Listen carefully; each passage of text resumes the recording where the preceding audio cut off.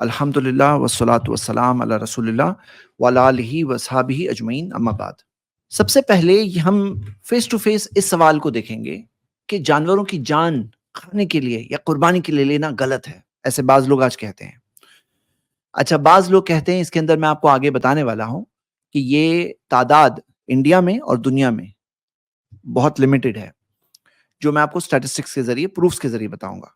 लेकिन फिर भी बाज़ लोग जब ये बात बहुत मज़बूती से कहते हैं ये क्या है? अपने खाने के लिए जो जानवर है उसकी जान ले लेंगे। हाँ, किसी की जान ले लेंगे अपने खाने के लिए। तो आइए हम इस बात को एनालाइज़ करेंगे। ये जो एनालिसिस मैं आपके सामने रख रहा हूँ सिर्फ़ खैर-ख़ाही के तौर पर। मतलब एक होता है ना वेल विशर, जो सामने एक बात को रखना चाहता है ताकि उसकी हकीकत सामने आए। रियलिटी इम्पोर्टेंट है या नहीं है? क्या रियलिटी इम्पोर्टेंट है या नहीं है? या हम अगर मान लीजिए कोई एक सोच कायम करते हैं जो हकीकत से बहुत दूर है और हमें उसकी हकीकत जानने में कोई इंटरेस्ट ही नहीं है, हमें उसकी असलियत जानने में कोई इंटरेस्ट नहीं है, तो क्या ये बात सही है या गलत है? आप खुद सोचो। स्टार्ट करते हैं। सबसे पहले तो जानवरों के साथ सलूक क्या मिलता है इस्लाम में, वो तो आप खुद देखिए, कई सारी हदीस है कि यहां तक आके नबी सल्लल्लाहु अलैहि वसल्लम से सवाल पूछा गया। जब नबी सल्लल्लाहु अलैहि वसल्लम ने वो मिसाल बताई कि एक शख्स को जन्नत इसलिए मिली क्योंकि उसने कुत्ते को पानी पिलाया, तो सहाबा ने इस सवाल को पूछा, कालू या रसूलुल्लाह, कहा कि अल्लाह के रसूल सल्लल्लाहु अलैहि वसल्लम, व इन्ना लना फिल बहाइमी अज्र, क्या हमारे लिए जानवरों की खिदमत में भी अज्र है? तो नबी सल्लल्लाहु अलैहि वसल्लम ने फरमाया, फ़क़ाल नाम, कहा हाँ, फी कुल्ली ज़ाती कबदिन रतबतिन अज्र, हर जानदार गीले, जिसके अंदर जो गीला होता है, जिसके अंदर गीलापन होता है, उसकी खिदमत में अज्र है। सबके अंदर अज्र है। सुभान अल्लाह। यानी कि अज्र ऐसा नहीं है कि आप सिर्फ एक इंसान की खिदमत करोगे तो अज्र है, जानवरों की खिदमत में भी अज्र है। और ये हदीस सही बुखारी की है, हदीस नंबर 6009, सही मुस्लिम में भी है। और आप इस बारे में और ये हदीस भी देख सकते हैं, जिस तरह से एक शख्स ने कुत्ते को पानी पिलाया तो उसको क्या सवाब मिला, और बहुत सी हदीस है। मैं उस टॉपिक के अंदर डिटेल में नहीं जा रहा हूँ, लेकिन जानवर की खिदमत के लिए सवाब है, ये कई हदीसों से साबित है। अब एक सवाल लोगों के जहन में आता है, कहते हैं आपके दीन में जब सवाब है जानवर की खिदमत करने में, तो फिर आप खा कैसे सकते हो जानवर को? तो हम ये देखते हैं कि खाने के लिए अल्लाह ताला ने कुछ को खाने वाला बनाया है और कुछ को खाने की चीज बनाया है, और उनका ख्याल रखना है, उसमें भी उनका ख्याल रखना है, किस तरह से उनको ज़बाह किया जाता है। और हम वो चीज इंशाल्लाह सेकंड पार्ट वाले पावर पॉइंट में देखेंगे, वो मैं अभी स्टार्ट नहीं कर रहा हूं। तो ये चीज हम देख सकते हैं कि जानवरों की फास्ट पॉपुलेशन इंक्रीज, जो जानवर हमारे लिए हलाल है। देखिए, मैं आपको एक मिसाल से समझता हूँ। जो लोग इसमें ऑब्जेक्शन उठाते हैं ना, उनको इसके बेसिक्स ही नहीं पता होते कि हम कौन से जानवर खाते हैं। हम लोग शेर चीता नहीं खाते हैं। हमारे लिए जो जानवर हलाल है, वो जानवरों की आप देखोगे फास्ट रिप्रोडक्शन होता है। एक मिसाल के तौर पे आप बकरे का देखिए, बकरे की मिसाल। क्या आपको पता है कि बकरा जो होता है वो कितना फास्ट अपनी फुल ग्रोथ तक पहुंच जाता है? यानी कि 1 साल की उम्र होते होते ही उसकी बॉडी की ग्रोथ अच्छी खासी हो गई होती है।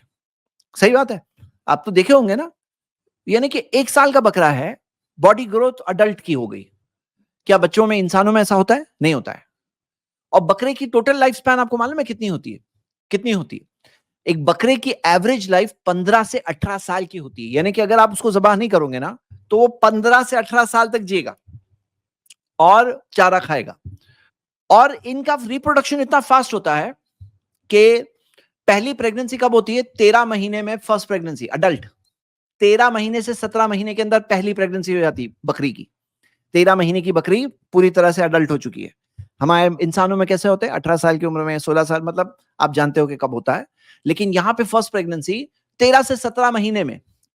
और बर्थ रेट क्या होता है? बर्थ रेट हर 2 साल में 3 बच्चे। और बच्चों में कितने बच्चे? डिलीवरी होती कितनी? हर 2 साल में 3 डिलीवरी। 3 डिलीवरी में 54% टाइम, आधे से ज्यादा वक्त, जुड़वा पैदा होते हैं।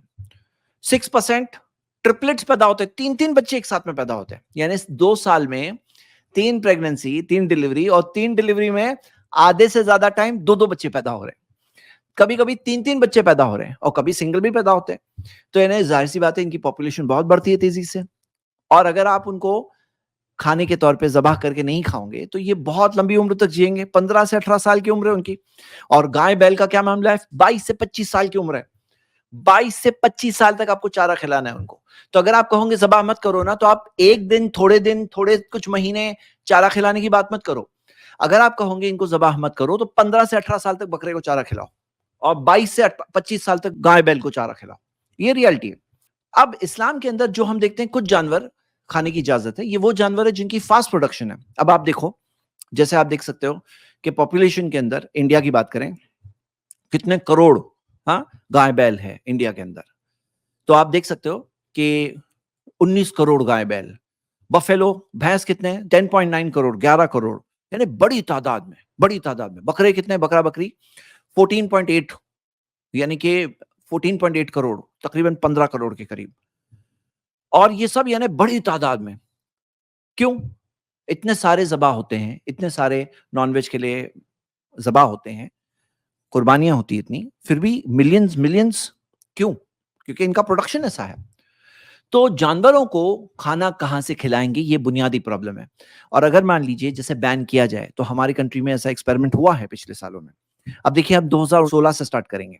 500 गाय राजस्थान के शेल्टर में भूख से मर गई, 500। हाँ, 200 गाय भूख से मर गई छत्तीसगढ़ में, 100 गाय विजयवाड़ा के अंदर भूख से मर जाती है। यानी आप देख रहे हो, फोटो देखो, कितना रहम आता है। यानी कि भूख से मरना किसको बोलते हैं, आपको पता है? भूख से मरना किसको बोलते हैं? तड़प तड़प के मरना हुआ ये। सैकड़ों यूपी के काउ शेल्टर्स में सैकड़ों गाय मरी हैं। और ये जो रिपोर्ट आई है, ये आप वीडियो भी देख सकते हो, ऑनलाइन अवेलेबल है, कि जब वो गाय मरती है तो कौवे आके उसकी किस तरह से हाल होता है, यानी किस तरह से खाते हैं। हाँ, आई बॉल्स को खाते हैं, किस तरह से उनको उनके साथ सड़ते हैं वो। मतलब एक एक बड़ी तकलीफ की बात है। आप देखो, इस रिपोर्ट में गुजरात की 2 डिस्ट्रिक्ट के बारे में आया कि 74,000 हाँ कैटल की मौत हुई 3 साल के अंदर। 74,000, ये खुद गवर्नमेंट रिपोर्ट है। 74,000 किसको बोलते हैं? और आप ये देखो कि यूपी के गवर्नमेंट के अंदर, यूपी के अंदर 2019 की जो रिपोर्ट आई, और हमारे पास ऐसी रिपोर्ट्स भी है कि कई बार ऐसे फिगर्स को कम किया जाता है। तो हम देखते हैं 9,261 गाय गाय बैल 2019 में मौत हुई। उनका कहना है तो नेचुरल है, नहीं, ये नेचुरल नहीं है, ये साबित होता है, मैं आपको बताऊंगा। भोपाल के अंदर मास डेथ्स हुई है, मास डेथ्स। और आप उनका हाल भी देखोगे, कितने, किस तरह से भूख से, किस तरह से है मामला। एक और प्रॉब्लम क्या हुआ, ये तो वो है जो काउ शेल्टर में पहुंच गए, और जो काउ शेल्टर में जो गाय बैल नहीं पहुंचे, उनका क्या? वो हो जाते हैं स्ट्रे कैटल। स्ट्रे कैटल यानी ऐसे ही आजाद घूम रही हैं वहां, यहाँ वहां जो उनको कुछ खिला दे, जहां मिल जाए। लेकिन स्ट्रे कैटल का प्रॉब्लम क्या होता है मालूम है? यूपी के किसान जो है, फार्मर्स, ये कहते हैं कि हम लोग परेशान हैं इस चीज से कि किस तरह से गाय बैल खेत के ना घुसाते हैं, रात के वक्त पे घुसाते हैं। क्योंकि सेंसस के हिसाब से आया था कि तकरीबन यूपी के अंदर 10 लाख से ज्यादा स्ट्रे कैटल थी। और ये फिगर्स चेंज हुए हैं अभी, आगे आगे हम चेंज हुए हैं। तो इस तरह से अब वो क्या करेंगे, वो आके खेत के ना घुस जा रहे हैं, फार्मर्स को रात में पहरा देना पड़ रहा है। ये कौन, कब की रिपोर्ट है? देखो, ये 2019 की रिपोर्ट है, लेकिन ये अभी मैंने फिर से चेक किया, 2024 की रिपोर्ट। 2024 में भी अभी जो यूपी इलेक्शन जो आने वाले हैं, तो वो कह रहे हैं कि हमें इससे पहले, इलेक्शन से पहले ये प्रॉब्लम सॉल्व करना है, क्योंकि जो कैटल मेनेस है, हाँ, जो कैटल मेनेस है, स्ट्रे कैटल, जिस तरह से वो जो घुस जाते हैं, स्ट्रे कैटल का जो प्रॉब्लम है, बोले ये प्रॉब्लम हमें कुछ ना कुछ इसका सोल्यूशन पब्लिक के सामने रखना है, क्योंकि लोग एक तरह से परेशान है ये प्रॉब्लम से। काउ केयर फंड कायम किया गया। काउ केयर फंड, फंड क्या कायम किया गया कि आप खुद एक गाय का ख्याल रखो, आपको गवर्नमेंट 900 रुपए पर मंथ का देगी, यानी रोज के 30 रुपए, रोज के 30 रुपए। तो लोग कह रहे हैं कि 30 रुपए रोज के अंदर गाय को खिलाना पिलाना नहीं हो सकता है। गाय को खिलाने पिलाने के लिए, जैसे आप लास्ट लाइन में नीचे की तरफ दीजिए, वो कहते हैं कम से कम 3,000 का खर्चा है। कम से कम 3,000 का खर्चा है, क्योंकि उसके अंदर जो खाना चाहिए सही ढंग से, जो गाय को खिलाने के लिए, उसके अंदर एक गाय को खिलाने के लिए 3,000 का खर्चा है। गवर्नमेंट दे रही है 900। 900, अब 900 में क्या होगा, लोग उतना ही खिलाएंगे। फाइनली जाकर, ये 2019 की रिपोर्ट है, अभी जो मैंने फ्रेश चेक किया, तो 2023 के अंदर जाकर ये फिगर 30 रुपए पर डे से 50 रुपए पर डे बना दिया गया। गवर्नमेंट ने फिगर बढ़ा दिया, 50 रुपए पर डे कर दिया।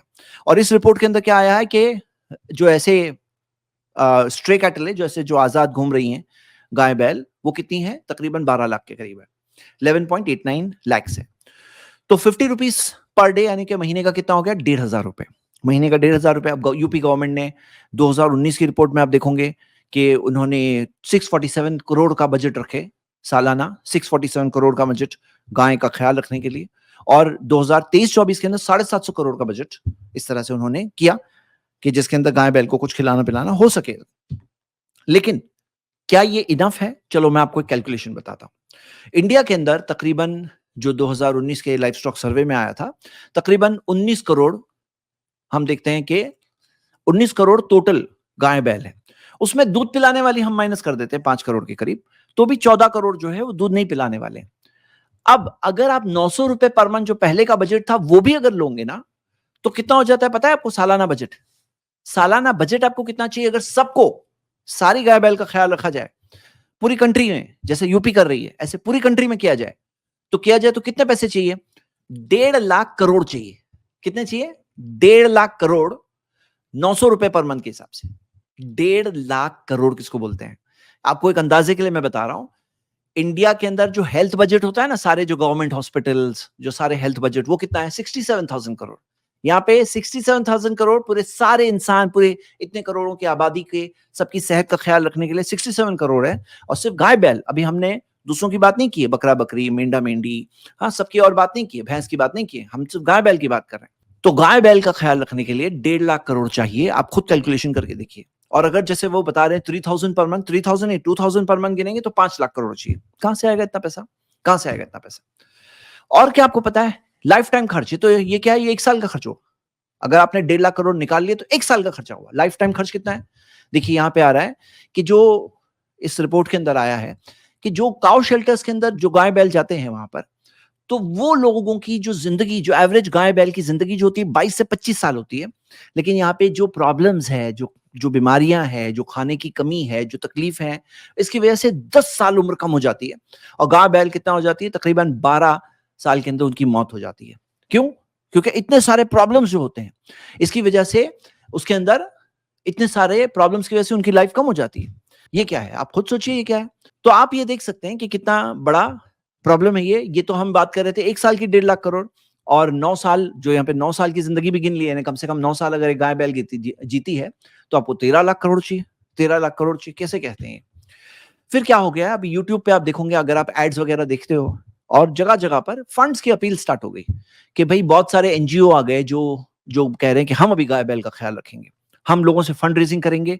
और इस तरह की फंड रेजिंग की अपील, वो वीडियोस कंटिन्यूसली आती है।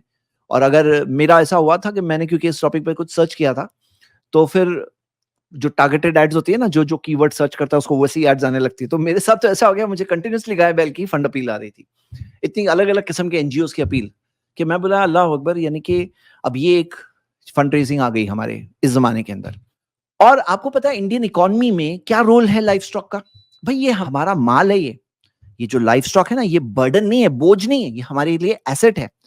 पूरे रूरल हाउस होल्ड के 14% की आमदनी आती है लाइफ स्टॉक के बिजनेस से। 14%। इसके अंदर पूरे इंडिया की जो आबादी है उसमें से 8.8% आबादी, यानी कि कितने? 8.8% आबादी, उसमें उनका एम्प्लॉयमेंट होता है, उनका जॉब डिपेंड होता है उस पर। हाँ, इतने सारे लोगों का एम्प्लॉयमेंट उसमें है। एग्रीकल्चर की जो जीडीपी है उसमें 25% हिस्सा है। 25% हिस्सा है क्या चीज का? लाइफ स्टॉक का। लाइफ स्टॉक यानी जो एनिमल्स है, ये सब जो एनिमल्स है, गाय बैल और भैंस और बकरा बकरी, मेंढा मेंढी, वो सब जो गोट शीप, ये सब जो बिजनेस है, इसका कितना बड़ा रोल है? 25.6% है जीडीपी में हिस्सा। तो हमारी इकोनॉमी पे बहुत बड़ा असर इसका पड़ा है। और एक चीज आप देखोगे, एक चीज कहीं से पीछे से हो रही है, वो है मीट एक्सपोर्ट। मीट एक्सपोर्ट में भी हमारा ग्राफ डाउन हुआ है। मीट एक्सपोर्ट में आप देख रहे हो कि जो पीक पे थे हम, उससे चीज डाउन हो रही है। देखिए एक बात को समझो, ये जो बीफ एक्सपोर्ट्स है ये फिर भी चल रहा है, मतलब फिर भी एक तरह से चल रहे हैं, कुछ सर्टन स्टेट्स में जो अलाउड है, और कहीं बैकडोर से कुछ काम हो रहा है, इस वजह से बीफ एक्सपोर्ट्स हो रहे हैं। तो इंडिया के अंदर जो बीफ एक्सपोर्ट का एक बहुत बड़ा बिजनेस अभी भी हो रहा है। कितना? 23,000 करोड़ का बिजनेस अभी भी हो रहा है। यानी बैकडोर से भी कुछ ना कुछ हो रहा है, लेकिन 23,000 करोड़ का बिजनेस आज भी बीफ एक्सपोर्ट का इंडिया में जारी है। तो ये भी एक तरह का कॉन्ट्रडिक्शन है, यानी एक तरह का तजाद है इस बात में।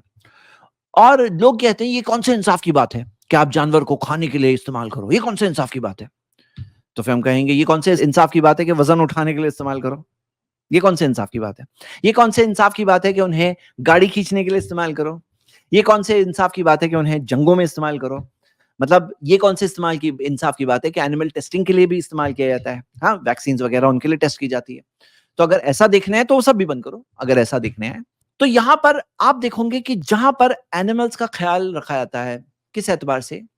भाई आपको फर्क देखना है ना, ये देखो, जहां पर फूड, जानवरों को का ख्याल रखा जाता है फूड के लिए, कि भाई कहाँ पे खाना खिलाकर जानवर को मोटा ताजा बनाया जाए, फिर उसे बेचा जाए, ताकि वो कहीं एक इंसान की जायज जरूरत, खाने की जरूरत को एक्स्ट्रा जरूरत नहीं है, जिंदा रहने के लिए, खाने के लिए, एक जायज जरूरत के लिए, इंसानों की जरूरत के लिए वो जानवर वहां पर प्रोवाइड किया जाए।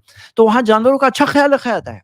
आपने देखा होगा शायद, ये जैसा फोटो में आप देख रहे हैं कि गूनी की जैसे होता है, ठंडक निकल आई है, तो सारे वो जो बिजनेस करने वालों का, उनका मामला ऐसा होता है, अरे बीमार ना हो जाए मेरा जानवर, अरे वो बीमार ना हो जाए, उसको बीमारी ना लग जाए, ठंडी ना लग जाए, उसको इस तरह से गूनी पहनाते, किस तरह से बच्चे ऐसा ख्याल रखते हैं। बाज़ जगहों पे देखोगे ना, तो पालते हैं ना जो लोग, वो बच्चे ऐसा पालते हैं।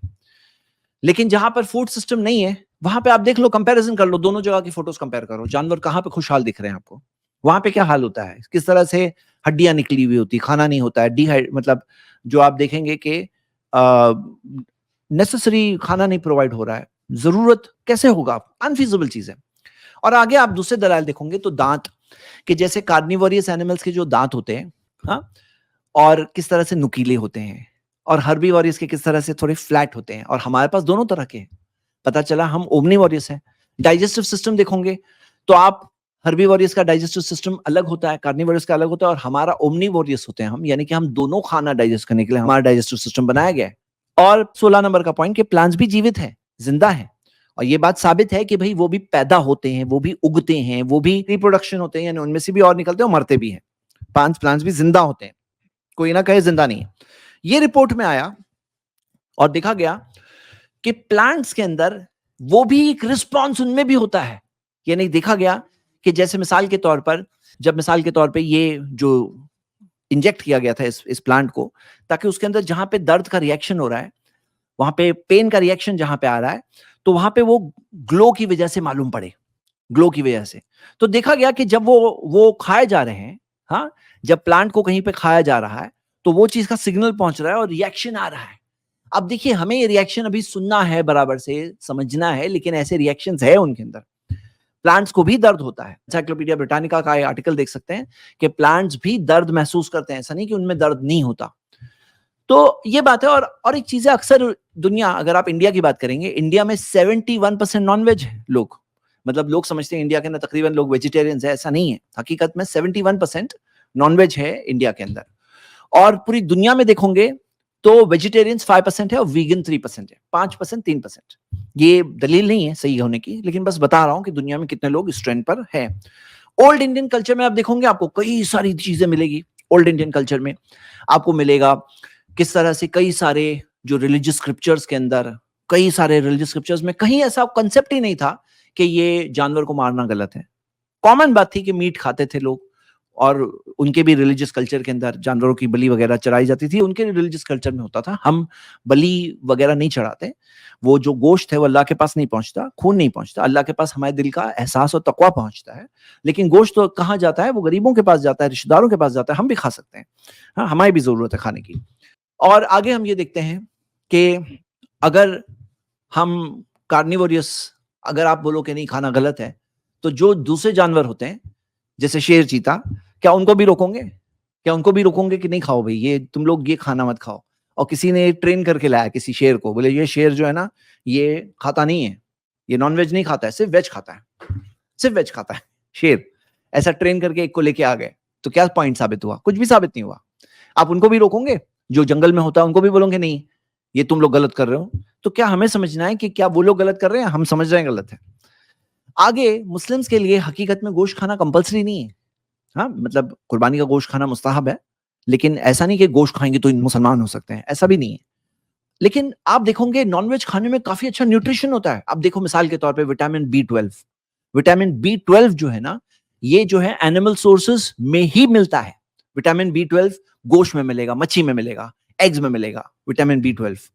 और दो, हर 3 वेजिटेरियन में से 2 के अंदर विटामिन बी 12 की डेफिशिएंसी निकली। लेकिन गोश्त खाने वालों को देखे तो 20 में से 1 में बी 12 की डेफिशिएंसी निकल रही है। लेकिन वेज खाने वाले से वेजिटेरियंस है तो 3 में से 2 में डेफिशिएंसी निकल रही है बी 12 की। बात है, नेचुरली हो जाता है, सप्लीमेंट लेने की कोई जरूरत नहीं है, नेचुरल तरीके से आपके पास विटामिन बी 12 आ जाता है। और विटामिन बी 12 की बहुत अहमियत है, जैसे कि आप देख सकते हैं कि विटामिन बी 12 डेफिशिएंसी हो तो कमजोरी होती है, ब्रेन फंक्शन कमजोर होता है, न्यूरोलॉजिकल डिसऑर्डर्स आते हैं, साइकेट्रिक डिसऑर्डर्स आते हैं। बी 12 इतना अहम होता है। आगे देखोगे जो क्रिएटिन है, तो क्रिएटिन भी एनिमल फूड्स में ही मिलता है। ये क्या चीज के लिए? मसल सेल्स के लिए, हाँ, स्ट्रेंथ, एंड्योरेंस पैदा करने के लिए, ये मसल बिल्डिंग के लिए, क्रिएटिन की जरूरत होती है। तो ये क्या है, एनिमल्स के सोर्स में ही एक्सक्लूसिवली होता है। अब सप्लीमेंट्स लेना पड़ता है, वेजिटेरियंस को ये कवर करने के लिए सप्लीमेंट्स लेना पड़ता है। क्रिएटिन की वजह से कई सारे फायदे होते हैं। उसी तरह विटामिन D3 हो गया, कार्मोसिन हो गया, DHA हो गया, ये सब वहां पर सिर्फ आपको एक्सक्लूसिव सिर्फ गोश्त में मिलेगा। और एनिमल ओरिजिन प्रोडक्ट्स देखोगे तो उसके अंदर आप देख सकते हो कि कई सारे एनिमल ओरिजिन प्रोडक्ट्स में, मैं इसका आगे बताऊंगा कि इसके अंदर किस तरह से आप सबसे ए क्लास प्रोटीन्स आपको कहां मिलेगी, आपको गोश्त में मिलेगी। ये सारी चीजें और भी बहुत सारी चीजें हैं। अभी मैंने 24 पॉइंट्स प्रेजेंट किया और बहुत एक लंबा वक्त जा चुका है ओपनिंग कमेंट्स में। अस्सलामु अलैकुम वरहमतुल्लाहि वबरकातुहू। इस क्लिप की फुल वीडियो देखने के लिए हमारे चैनल पर जरूर आएं। iPlus TV ने एक नया YouTube चैनल शुरू किया है जिसका नाम है iPlus TV इख्तिलाफ का हल। इस चैनल पर सिर्फ इख्तिलाफी मसाइल पर वीडियोस आएगी, लेकिन दलाइल के साथ और भाईचारगी के साथ। आपको मैं दावत देता हूं कि आप भी हमारे इस चैनल को सब्सक्राइब करें, हमारी वीडियोस को शेयर करें और नोटिफिकेशन आइकन को ऑल सेलेक्ट करें ताकि आपको हमारी वीडियोस का नोटिफिकेशन मिल सके। जज़ाकल्लाहु खैर, वस्सलाम अलैकुम रहमतुल्लाह।